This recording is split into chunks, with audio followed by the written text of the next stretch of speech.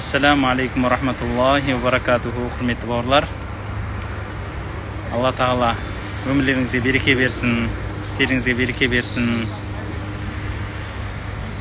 Бір ой кеп қалды. Ой кекесін сіздермен бөлісіп жатқаным ғой. Құрметті бауырлар, кейде болады екен да адам баласында. Осы Құдайдан сұрау мәселесінде мен кеше умрада жүргенде өте көп көріп қалдым адамдарды.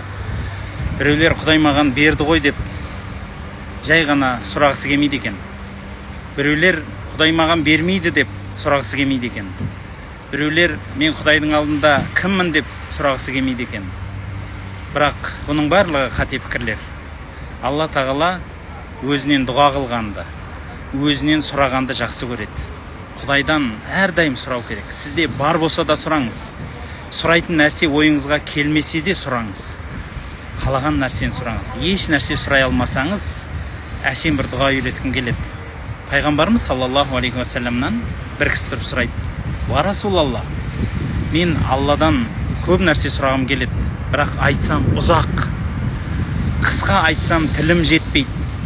Сен үйретші маған" дейді екен. Қараңызшы, пайғамбарымыз саллаллаху алейхи ва салламның үйреткен әсем дұғасы. 4 ауыз сөз. Біріншісі, жоқ қой беріңіз қажеке, Алла разы болсын. Біріншісі, мынандай әсем жерде отырмыз. Алла тағала сіздерге де бұйыртсын осындай жерге, иншалла. Біріншісі, Аллахумма ғфирли, Аллахым мені кешір. Аллахумма архамни. Екіншісі, Аллахым мені рахым қыл. Үшіншісі, Аллахумма афини, Аллахым маған саулық бер, амандық бер. Және төртіншісі, Аллахум арзуқни, Аллахым маған рызық несібе бер. Осы 4 нәрсе. Сөйтіп айтады пайғамбарымыз саллаллаху алейхи ва саллям: егер осы 4 нәрсені айтсаң, дүниеңді де ақыретіңді де бітіріп қойдың дейді. Қайтып айтам: Аллахумма ғфирли, вархамни, ваафини, варзуқни. Болды. Басқа сұрайтын, мысалы, айтудың да қажеті жоқ екен. Маған, мысалы, не дейді?